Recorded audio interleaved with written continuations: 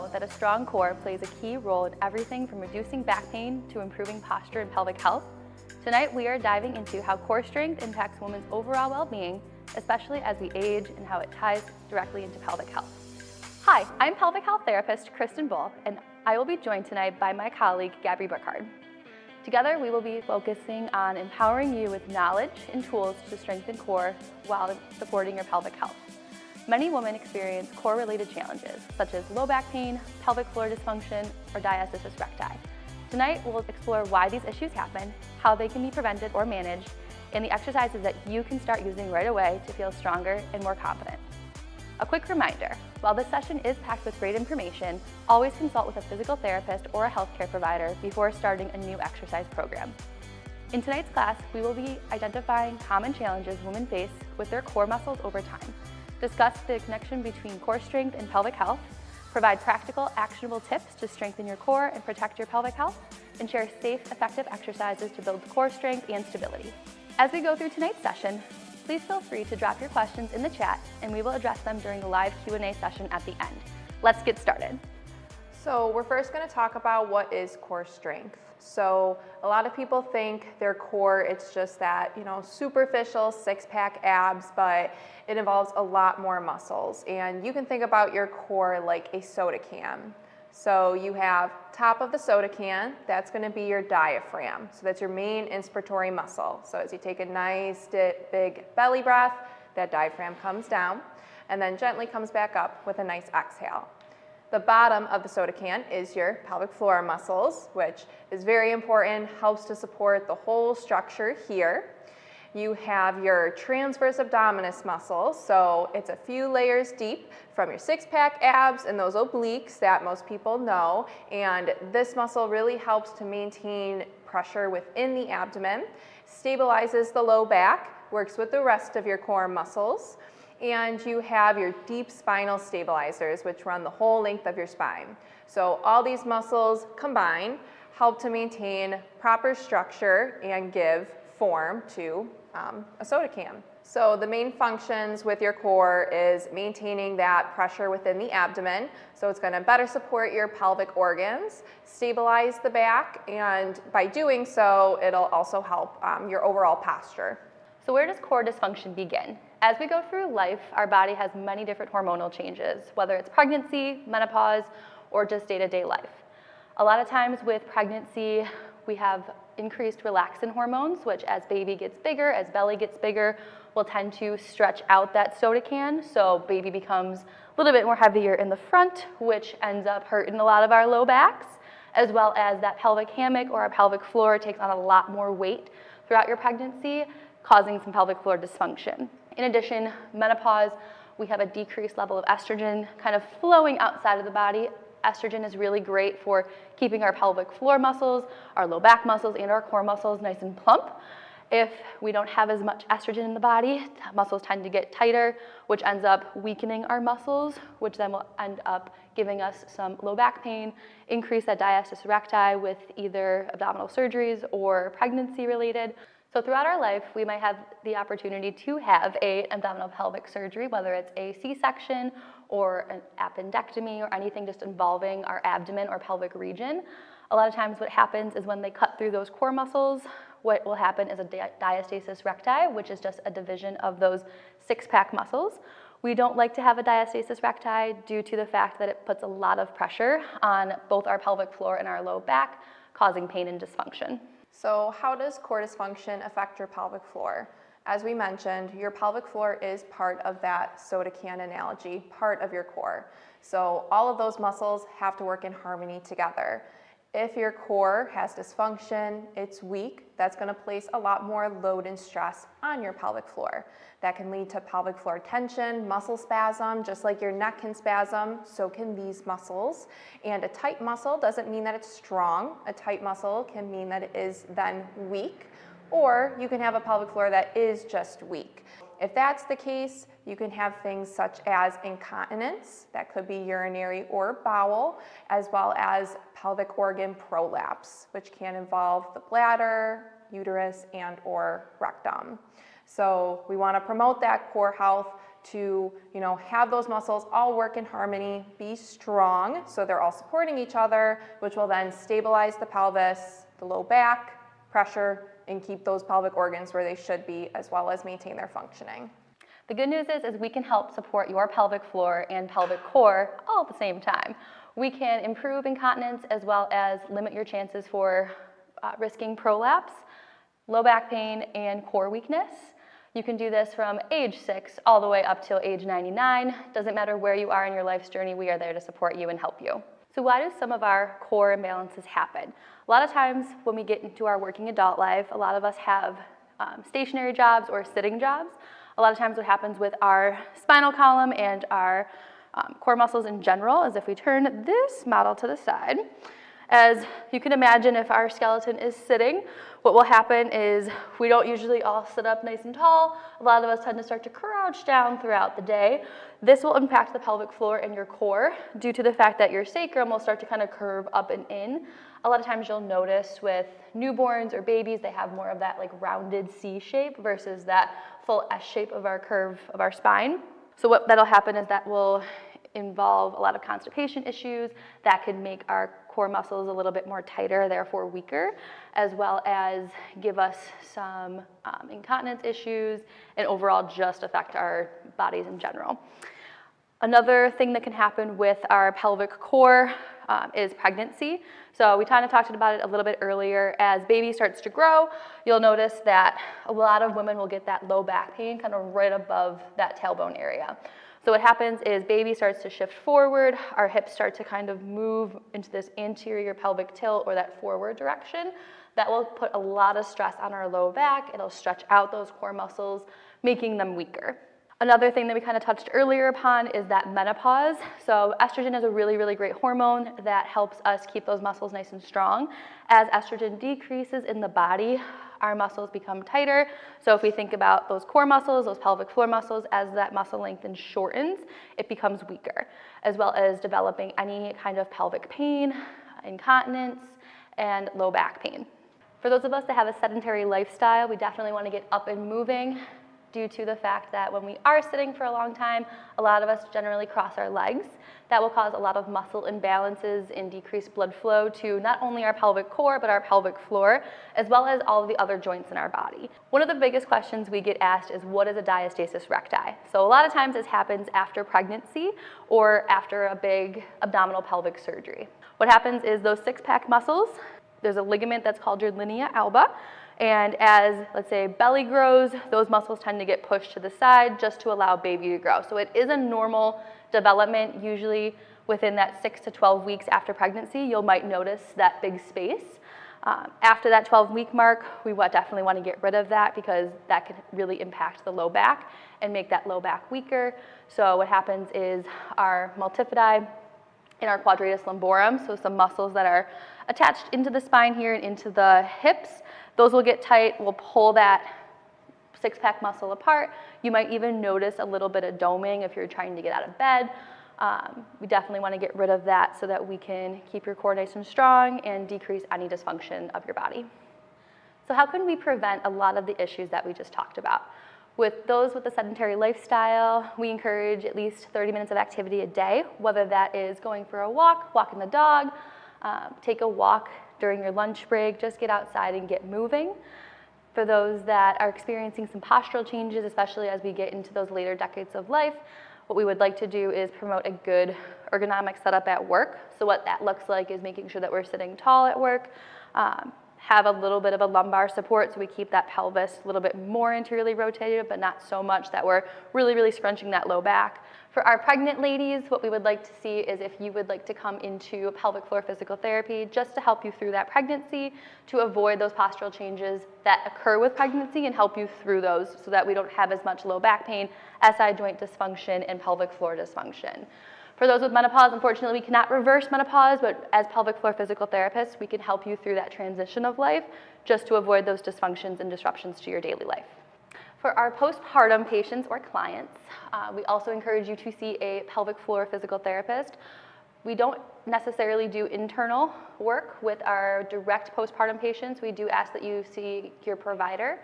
For that first 6-week checkup, we don't do any kind of internal work until about 8 weeks, but we do have external pelvic health therapists that will help you through those postural changes and getting your body realigned so that we can limit those pelvic floor and pelvic core dysfunctions. You saved my life, really. Oh, Yeah. my name is Diane Kraft. I've experienced pelvic floor pain, lower abdominal pain, urinary incontinence, and also sexual pain and discomfort.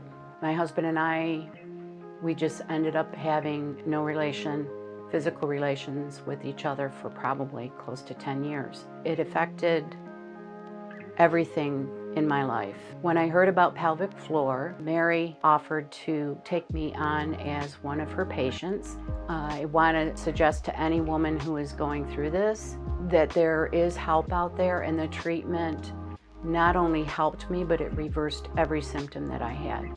I'm now functioning 100% with no medication, no surgery, no pads, and my husband and I feel like we're on our second honeymoon.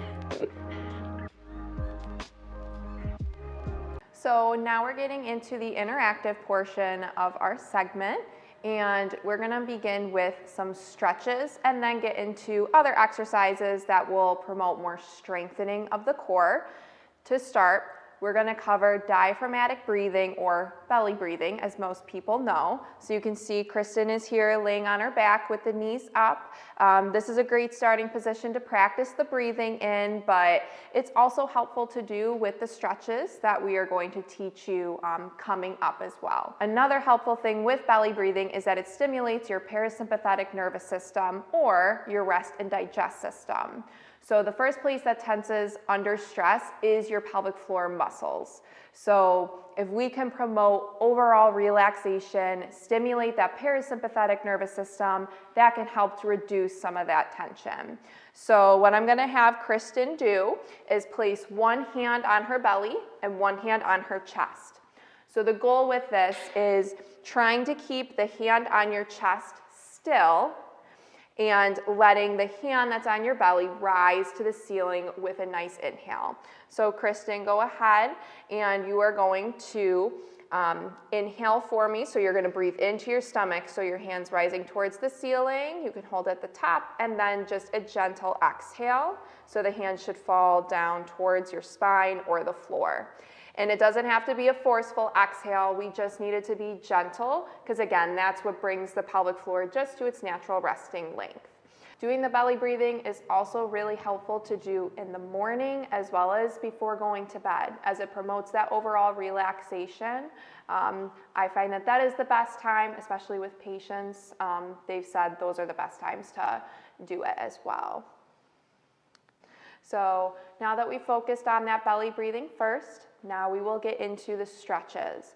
So the first one that we are going to do is called child's pose, if you heard that before, like in yoga. So Kristen, I'm gonna have you go ahead and you're gonna go onto your hands and knees for me. Okay. So this is kind of a good starting position. So then what I'm going to have Kristen do is she is going to sit the hips back so they are resting on her heels, and the arms are going to come forward. So main thing with these stretches is that you're trying to relax into them. So we'll provide you with modifications, but you also listen to your body. If there's anything that you aren't able to do, you modify it so you're able to relax into it. The main thing with these stretches is holding for at least 30 seconds. If it feels good, you can hold a little bit longer, but at least 30 seconds to lengthen those muscles. And you can do 3 sets of them. So we're gonna have Kristen hold for a little bit longer, trying to just relax into it. Good, thinking about kind of the chest comes down towards the mat. Good. And then she can gently come out of it. Good. The next stretch that we are going to do is baby cobra. So what I'm going to have Kristen do is she's going to come down onto her elbows, and the legs are going to straighten out. So you want the arms facing forward, and a lot of us tend to kind of bring the shoulders up, especially in this position. So you want to try to promote pressing the shoulders down. We want space between the ears and the shoulders. And then you can do the nice belly breathing while holding this. So this is a good modification to that full cobra pose if you are aware of that, with the arms fully straight. So this can help to stretch through the front of the body, give some nice stretch to the front of the core as well. And same thing as before, holding for 30 seconds, breathing into it, and then coming out of it, taking a break, and you can do 2 more sets of it. If you want to hold longer, you're more than welcome to. So our next one is going to be Happy Baby. So Kristen, you can go ahead and you're going to lie on your back for me. All right, and especially with this stretch, please feel free to modify and grab wherever you have to. The legs are going to be coming up and we're going to use our arms to help facilitate the stretch. So we're going to lift one leg up. So we can kind of see the leg is coming out to the side rather than pointing towards the chest. So it's going to open up. We're going to get more of the hip that way. And then Kristen, you're going to bring the other leg up to match. So then you grab wherever is comfortable. Most people are like, if you look up online, Happy Baby, they're grabbing their feet, their ankles. If that is not a feasible option, you can grab the calves, behind the knees, whatever is going to help you relax. So Kristen, go ahead and grab wherever you have to. So she's grabbing the outside of her feet. This is a great stretch for those hips as well as the pelvic floor. So holding for 30 seconds. Feel free, you can rock side to side just like a baby. It does, again, promote that overall relaxation. It can feel good on the spine as well, giving a stretch there. Have Kristen come out of it, take a break, especially if you're not used to your hips being in that position. It can be a lot. So even if you start off with behind the knees and then are able to progress to holding the feet, that's great, but just easing yourself into that. Our next one is going to be a yogi squat. So I'll have Kristen stand up for me. We're going to face that way. Okay. All right. So then your feet will be slightly, wider than shoulders. Again, you can modify if you need the feet a bit wider. That is totally fine. And then what Kristen is going to do is sit her hips all the way down. So she's going to bend the knees and elbows are going to come inside of the knees. So you can use your elbows to increase the stretch on the hips. So again, similar to Happy Baby, really opening up through the hips, lengthening your pelvic floor, holding for 30 seconds. While this is a great stretch, it can be a lot, especially on the knees, and if we don't have the length through our Achilles tendon back here, this can be quite difficult. So a modification that you can do, Kristen can stand up and come out of the stretch, is if you have a chair, and we bring it over here. Kristen, she can have a seat in the chair. And then if you come forward, open the legs, she can still do a similar stretch using the elbows. You don't even have to use the elbows. If you lean forward and feel a stretch, that is more than enough. Again, holding for 30 seconds. And this is a great modification, especially if you are sitting a lot throughout the day and want to open up through the hips. You can easily filter this in throughout. Our last stretch that we are going to do is called a sink stretch. So for us here, we are using a chair, but at home, please use a non-moving surface, whether that's a countertop, a sink, given the name. That is the best place to kind of hold on to and sit your hips back while performing. So what I'll have Kristen do is she's going to grab the front of the chair here, and the legs are going to open up, preferably wider than shoulder width. If you want, you can turn the toes out towards the side, keep them more forward, whatever feels good for you for this stretch. And then what Kristen is going to do is she's going to sit the hips back, as well as you can keep the legs straight if you want to feel more of a stretch through the back of the legs, or you can go ahead and do a bend in the knees if you wanted to. Again, you play around with it. This one I tell patients, whatever feels good to you. If you feel more of a stretch one way versus the other with the knees, you can perform it that way. Again, holding for 30 seconds, or if you want to do what Kristen is doing and kind of go in and out of straightening and bending the knees, you're more than welcome to, and you can do 3 sets of that. Now that we've covered our stretches, we're going to get more into the strengthening and activating our core muscles. So what we are first going to cover is how to properly activate that one deep core muscle, your transverse abdominis, which we talked about earlier. So the best place to feel that activation is if you are to find your hip bones, which I'm going to have Kristen do here. So hip bones will be right in the front, and then you're going to come in a little bit so your fingers are on skin. So you may not feel a whole lot of activation, but you should feel some sort of change when we brace this muscle. So what you want to think about is drawing your belly button towards your spine, or trying to flatten your low back. So as you can see here, I have Kristen laying down on her back, and this is a good starting point because you will have the cue from the ground with pressing your low back down there. I know some people have a hard time getting down on the floor, so you can also do this in sitting. It just might be a bit more difficult, but it is still doable.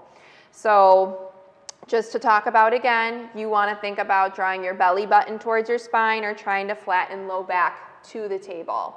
So, or the ground, which we're doing here. So it should feel like a little bit of firming underneath the fingertips, something tenses up. So that is activating the core, but you want to make sure you're not holding your breath. That is the main thing when we're going through these exercises, is always breathing throughout. You're exhaling on the effort of the exercise, because if we hold our breath, we're not relying on those muscles to work for us. We want to be able to coordinate it with movement. So Kristen is going to go ahead and she's going to brace that muscle for me, and she's going to be able to hold it and keep breathing. If you are able to do this, then we are going to progress to what is called a reverse march. So Kristen's going to keep the activation, and then she is going to lift one knee up to like a 90-90 position, and then she's going to lift the other leg up to match. So now what we are going to do, making sure we stay activated in our transverse abdominis, breathing throughout, Kristen is going to first tap her right heel to the floor, and then she's going to lift it back up, and then she's going to alternate. So we are going to do this 8 more times. So this is 3, and she is just gently tapping. The further you tap away from your body, the harder it is going to be on your core. So if you have to, which I'll show on this side, you can tap, you can go ahead and bring that leg up. Kristen can tap closer to her butt and lift back up, and that won't place as much strain on the core. So you can play around with it, see where you're able to keep your activation, keep the low back to the ground, because we do look for that quality over quantity. So I did have Kristen do 10 repetitions, and she can go ahead and take a break, and you can do that 3 times, allowing yourself about like a minute in between at least each set. So that's our first strengthening exercise. If you are able to do that, a next progression we could do is called a dead bug. So Kristen is going to start in a similar position with the legs in 90-90. Again, make sure you engage your core first before lifting the legs up to protect the low back, because we don't want to strain that. And then what she's going to do is the arms will start up towards the ceiling. So just to cover the legs first, it's similar to the reverse march where we're going to alternate, but we are going to straighten the leg to a hover. So just covering the legs first, she's going to straighten the right leg out to a hover and then bring it back up. Then she's going to switch. So this is what is going on with the legs, and she's keeping her core engaged the whole time. So now what we are going to do is add the arms in. So it's opposite leg, opposite arm. So this is kind of a progression. If the legs, it's too much, it's too challenging, don't feel like you need to add the arms in. But if you're able to do that, fairly easily, let's add the arms in. So as Kristen straightens her right leg, the left arm is going to come overhead, and then she's going to come back to that starting position. And as she's going, same thing with the reverse marches. As the leg comes down, that's when you are exhaling, and then you are inhaling on the way up. Good. And then she's going to go ahead and switch. Good. And we'll have her do one more. Good. And the whole time I can hear Kristen breathing and maintaining that core activation, which is again the main thing we want to make sure we're doing. And then she can go ahead and relax, doing 10 repetitions if you're able to. Take a minute break in between, and then you can resume with your next set. If you wanted to progress that further, if you have resistance bands at home, you can place them around the knees. That'll increase the challenge of it. But again, just looking for that quality of the movement, making sure you're able to kind of coordinate everything together. Our next strengthening exercise that we are going to do is called bird dog. So similar to a dead bug, where it's going to be opposite arm, opposite leg, it's the same thing for bird dog, hands and knees. So another thing we are going to focus on is that core activation to make sure that we are protecting the low back. And the whole time, I want Kristen to think about, as well as you, like you have a cup of coffee on your back and you don't want it to spill. So this can be an easy exercise if we're letting the hips move, but the main thing is keeping all of this still while we move our leg and arm. So what Kristen is going to do is she is going to lift her right arm up so it's in line with shoulder height. At the same time, the left leg is going to kick back, keeping the pelvis level. Hold for like 2 to 3 seconds, and then she's going to lower down. Also, we want to keep the head in line with the spine to protect the neck.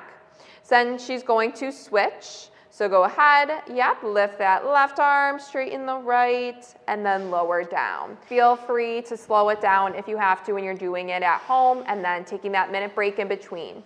If you aren't able to be on your hands and knees, you can do it with standing up if your hands are on a counter, something again that's not going to move on you, and you can do it in standing, opposite arm, opposite leg, okay? If you also aren't able to be on your hands, you can go on your elbows. I've had patients do that before when they're on their knees, they come on their elbows, or they rest on their elbows in standing against the counter and do the same thing, and that will also work your core. So another exercise that you can do on that back that incorporates that transverse abdominis brace is a brace with a bridge. I like this exercise a lot for my patients that are experiencing prolapse symptoms or that heaviness in the pelvic floor, as well as we can do this one while we're pregnant, but making sure that you're not doing this past that second trimester. So what I'm going to have you do and have Gabby do is perform that brace for me, so pushing that low back into the ground. And then with an exhale, I want her to push through her heels and lift her glutes off the mat, holding for a count of 5, 4, 3, 2, 1, and then coming back down nice and slow. Good. Let's do 2 more here. And she's doing a great job breathing out with that exhale. Good. And then 1 more here. And you can notice Gabby's not rounding through her low back as well, so she's keeping that core nice and tight and not extending through her back, and rather using her glutes to lift her up. One way to make this harder, and we'll show this now, is you can add in a abduction or a lateral movement to the side when you're up in that bridge. So we'll do that now. Good. Open out to the side, close, and come down.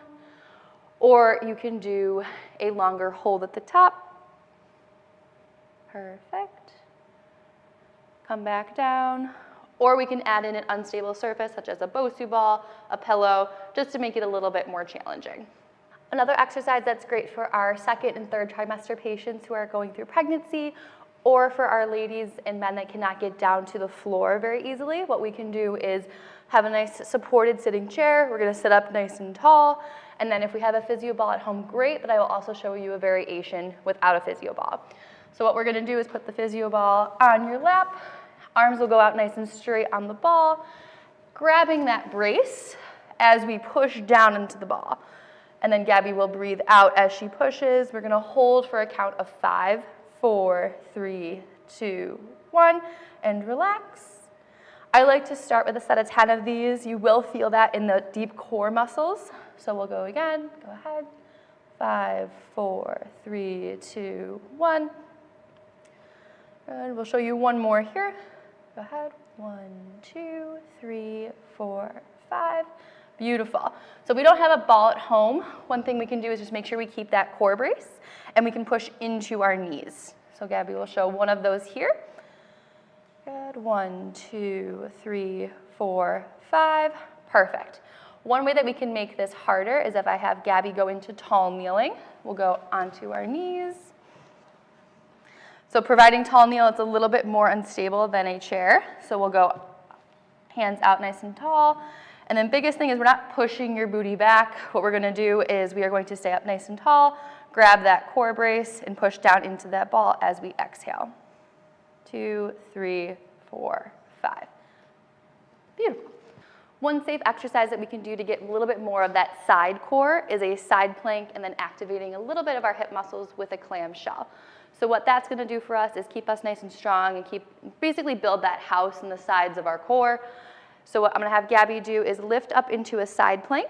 So we're gonna keep our hips and our knees in a straight line, just so we're not biasing those hip flexors or the front parts of our hips. So we're gonna activate this side part of our core, keeping a flat hand to the ground.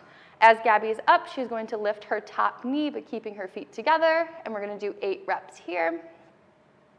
2, 4. All the while, Gabby is really activating this side glute, which really helps keep our hips nice and stable. A lot of times if you watch when people are walking, especially our pregnant population, you'll notice a little bit of that hip drop. This exercise is perfect for that. Good, and lower down. One way to make this harder is we can always add an exercise band around the knees, or we can go into a straight plank rather than having those knees bent. But making sure that we keep our shoulder in line with our elbow so that way we don't develop any kind of shoulder or neck injuries. Now that we are done with the interactive portion of the segment, we will talk about the key takeaways from the class. So the core is not just about looking toned. As we talked about, those muscles are several layers deep than those muscles that we kind of see first, and they're your deep stabilizers. As mentioned earlier, they help to stabilize your spine. And Kristen covered how if we have a dysfunction within the core, that can bring on low back pain. It can bring on pelvic floor dysfunction, leading to things such as urinary bowel incontinence, pelvic floor organ prolapse. Can lead to things such as that diastasis recti, separation of the abdominal muscles, leading to an overall weakness, affecting again then those pelvic organs. Exhaling with effort on anything, even when we're lifting something heavy, when we're trying to have a bowel movement in the bathroom, we don't want to be holding our breath. That places a lot of pressure within the abdomen, on the organs, then on those pelvic floor muscles.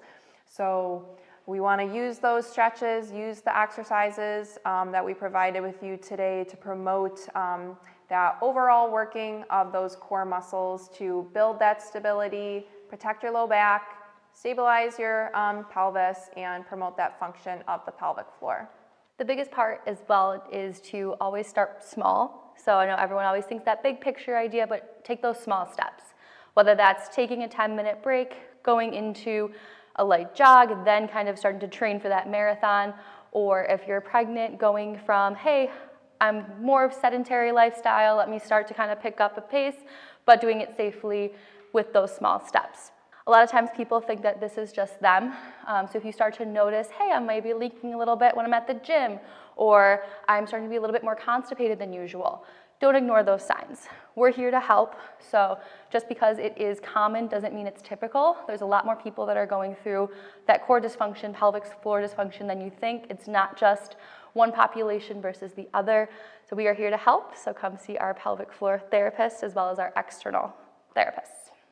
We want to thank you for joining us tonight for class. We hope that you learned something helpful that will move you along in your wellness journey. Just a reminder, if you are trying anything new, any of these exercises are causing you discomfort, you have any questions relating to this, you need more resources, don't hesitate to reach out to your healthcare professionals. That can include a pelvic floor therapist, just to promote your overall safety and help you on your journey. Don't forget to join us for the live Q&A, which is following this class. If you have any questions, feel free to drop them in the chat. Kristen and I will answer them for you. Do you feel like you're slowing down? Feeling older? Like you're out of routine and tired of being tired? Ready to get moving and take control of your health? Introducing Indie. We help everyday people move, exercise, and live an independent life. Indie provides safe, low-impact workouts designed by a team of physical therapists. We're gonna work on balance, strength, and mobility. Get control of our pelvis. We wanna get control of that core. Unlike other programs, you won't be left feeling exhausted, injured, or struggling to keep up.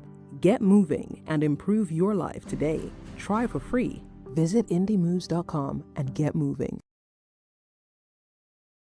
Hi everyone, thank you for joining us tonight. We are going to get into the live Q&A now. So we'll go ahead and read the first question. All right, this is from Kathy. So as estrogen decreases with age, muscles tighten.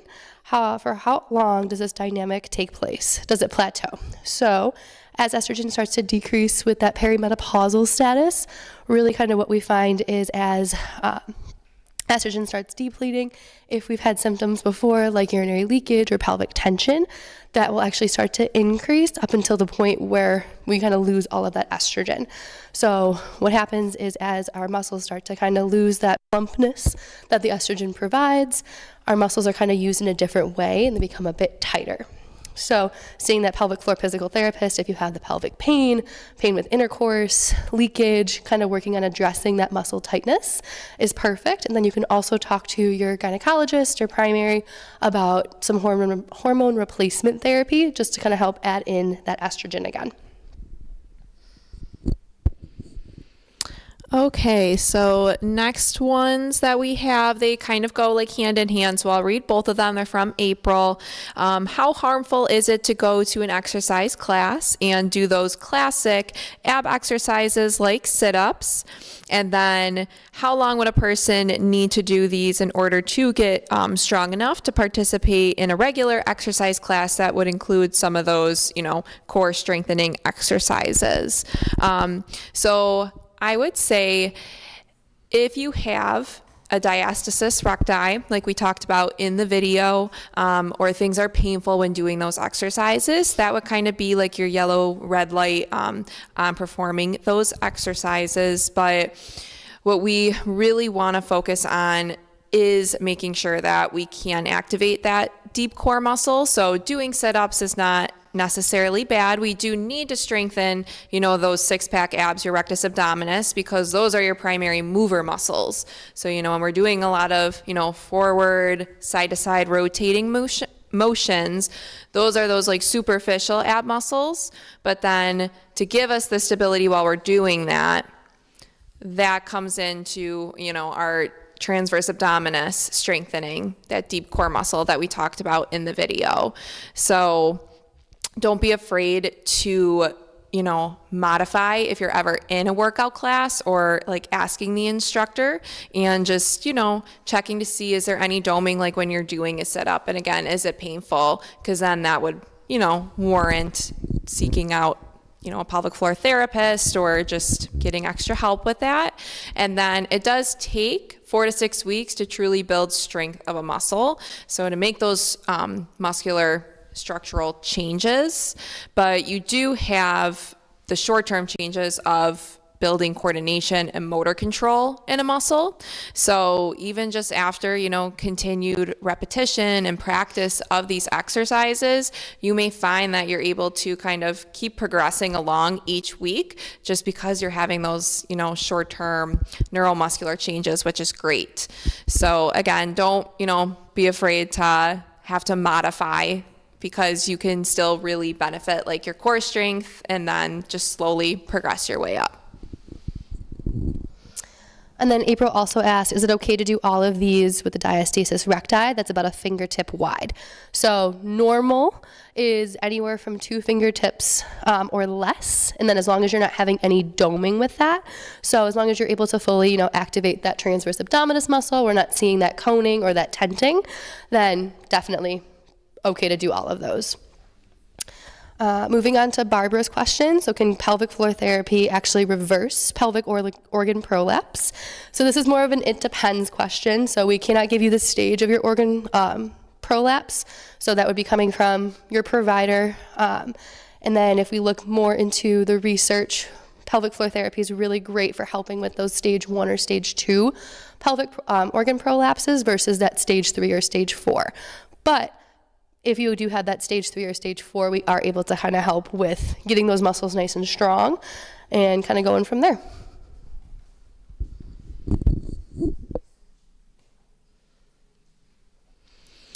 Okay, so now we'll just kind of talk about some frequently asked questions that we've had in the clinic. What is the importance of exhaling rather than holding your breath when lifting something heavy? So when we hold our breath, that's going to increase the pressure within our abdomen here.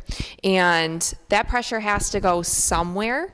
And more often than not, that pressure is going to get placed on your pelvic organs. And then since pelvic floor muscles can lengthen, that's going to then lengthen those pelvic floor muscles to give extra room for that give in the organs. So if you do that repetitive, really hard breath holding with lifting something heavy, continuously lengthening those muscles over time, that can weaken them, or it can lead to then spasming, because if those muscles become weak, they're going to try to give all that they got to, give you stability, and then lead to trigger points and spasming over time. So when we exhale, that gives that increase in pressure and air to go somewhere rather than staying within the abdomen. And it'll also help to prevent things in the future, such as, a pelvic organ prolapse, or making things with a prolapse worse. All right. So can pelvic floor symptoms still be treated effectively even if they've been present for several years? Absolutely. So just like if you have a knee replacement, a shoulder replacement, that you've been having that chronic degeneration for a while, and you go to PT and we're able to help you, same thing with the pelvic floor. Pelvic floor muscles are just like a muscle in any other part of your body. So pelvic floor therapy is very beneficial, whether you've been having these symptoms for many years, a couple weeks. Definitely come and see us. Okay. Another commonly asked question is, for abdominal exercises, are we focusing on contracting the pelvic floor, like doing a Kegel, or should the pelvic floor stay relaxed? So you want to make sure pelvic floor stays relaxed when you're doing it and not consciously thinking about doing a Kegel. Because as we talked about, Kegels aren't for everyone. And if we try to keep contracting those muscles and there is any tightening or spasming already there, it can make that tightness worse. So you just want to be focusing on that, deep activation of the muscle in the lower abdomen, but everything pelvic floor wise should be staying relaxed. All right, so thank you for coming to this class. We really hope that you gained something from this class. And if you have any of these pelvic floor symptoms, pelvic core symptoms, if you're male, female, doesn't matter, come and see us. And thank you and have a great day. Thank you.